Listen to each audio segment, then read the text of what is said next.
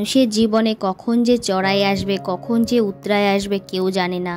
মরতে মরতে বেঁচে ফিরেছি সেটা তোমরা সকলেই জানো। আর কিভাবে যে আমার এত বড় বিপদ বা অঘটন ঘটে গেছে সেটা বলে বোঝাতে পারবো না। এইভাবেও যে দুর্ঘটনা ঘরের মধ্যে থেকেও হতে পারে, সত্যি কল্পনা করা যায় না।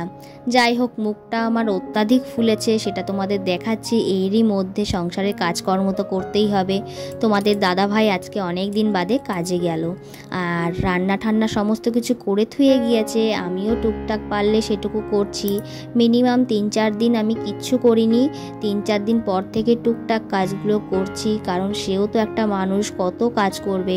সংসার জীবন করতে গেলে সংসারের সমস্ত ঘাত প্রতিঘাত সহ্য করতেই হবে। যেহেতু আমরা মেয়ে সন্তান, আমাদের সমস্ত কিছুই মুখ বুজে সহ্য করতে হবে, কিছুই করার নেই। এক বাচ্চার মা হয়ে গিয়েছি, বেশি আতু উতু কুতুকুতু করলে তো আর চলবে না। আর এইভাবে অঘটন ঘটে গিয়েছে, এটা তো আমার নিজের হাত না বা নিজের দোষ না। যাই হোক, কি করব, কিছু তো করার নেই। এখন যেটা হবে সেটা তো মানতেই হবে, বিপদ তো আর বলে কয়ে আসে না। যেভাবে আমার কপালে চোটটা লেগেছে, আগে আর পরের দৃশ্য অবশ্যই তোমাদের দেখাবো। আর দেখো মুখটা আমার কিভাবে ফুলছে। বিকালবেলায় ডাক্তারের কাছে যাব, এখন আমি নল লাগাতে যাব, আর এর জন্য আমি মুখটা ভালোভাবে ঢেকে নেব, কারণ এই পোড়া মুখ আমার কাউকে দেখানোর ইচ্ছা নেই।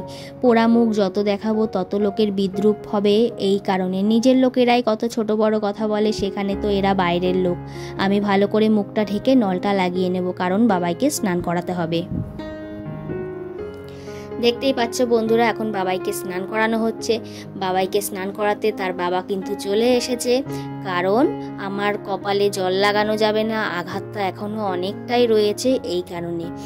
আর দেখো, আমি কিন্তু এর মধ্যে বেশি ভিডিও শ্যুট করতে পারিনি, সেই জন্য তোমাদের আমি অল্প অল্প ভিডিও শ্যুট করেছি, সেটাই তোমাদের দেখাচ্ছি। আর দেন সেরে যাওয়ার পরের ভিডিওর ক্লিপের সামান্য একটু তুলেছিলাম, সেটাও দেখিয়ে দেবো। দেখো, বাবাইয়ের গা মোছানো হয়ে গিয়েছে। বাবাই এখন কিভাবে নাচ করছে। ও এখন ভিডিও করতে হবে, ক্যামেরা অন, তারপরে উনি নাচ করবে, এই জিনিসটা খুব শিখেছে। এখন আমি বাবাইকে খাওয়াতে নিয়ে বসেছি, কিন্তু কি বলবো, এত দুষ্টামি করছে, খাওয়াতে গেলে আমি বিরক্ত লেগে যাচ্ছে।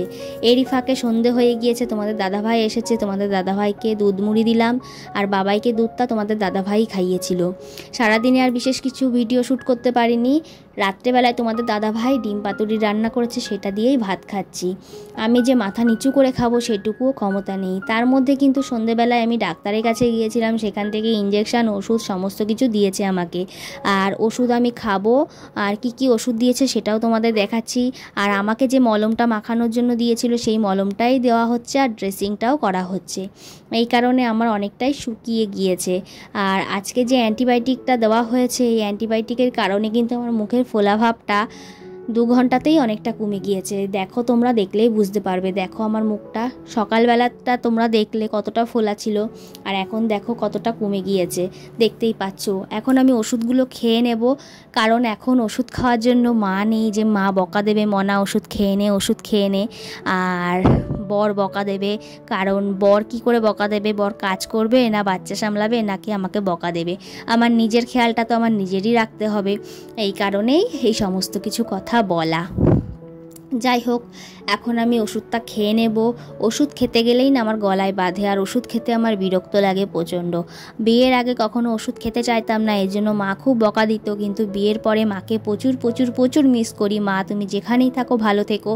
আর এই দেখো, আমার পড়ে যাওয়ার পরের অবস্থাটা দেখতেই পাচ্ছ, কি পরিমাণে কতটা ঘা হয়েছিল, কতটা ক্ষত হয়েছিল, পুড়ে গিয়ে কি অবস্থা হয়েছিল। আর এখন বর্তমান পরিস্থিতি দেখো বন্ধুরা, এটা আমার 2 দিন পরের ভিডিও ক্লিপ। এই দেখো, দেখতেই পাচ্ছ। আর আমার পুরো ঘাটা শুকাতে কিন্তু সময় লেগেছে 10 দিন। এই 10 দিনে অনেক কিছুই জীবনে দেখেছি। আর দেখো, চামড়া উঠে যাচ্ছে, কিন্তু দাগটা থেকেই যাবে বোধহয়। বন্ধুরা, তোমরা যদি কেউ এর মলম সম্পর্কে জেনে থাকো, আমাকে অবশ্যই কমেন্ট করে জানিও যে কোন ক্রিম মাখলে এই পোড়া দাগের স্পট উঠে যায়। যাই হোক, দেখতেই পাচ্ছ এতটুকু উঠেছে, আর ওঠাতে পারিনি। আর সামনের যত চামড়া সেগুলো নিজে থেকেই উঠে গিয়েছিল। এখন আমি এটা ওঠানোর চেষ্টা করছি, কিন্তু উঠছে না। কাঁচা যেহেতু ব্যথা লাগছে, তাই তোমাদের দাদাভাইকে বলছি যে আমাকে একটু সাহায্য করো, আমি আর ব্যথা সহ্য করতে পারছি না। তারপরে দেখো তোমাদের দাদাভাই কি করলো, শেষ পর্যন্ত আমাকে দেখো ছুরি কাঁচি দিয়ে কেটে কেটে ক্ষতবিক্ষত করে দিল। না বন্ধুরা, এটা একেবারেই ভুল। তোমাদের দাদাভাই কাঁচির সাহায্যে ওটা কেটে ছোট করে দিয়েছে, যাতে আমার ব্যথা না লাগে আর সমস্যা যাতে না হয়। এই দেখো এই চামড়ার টুকরোটা দেখতেই পাচ্ছ, তাহলে বুঝতেই পারলে আমার ক্ষত কতটা শুকিয়েছে। আমি আগের থেকে অনেকটাই ভালো আছি ভগবানের কৃপায়। তোমরা সবাই এইভাবেই আমাকে আশীর্বাদ করো, আর তোমরা সবাই ভালো থেকো, সুস্থ থেকো।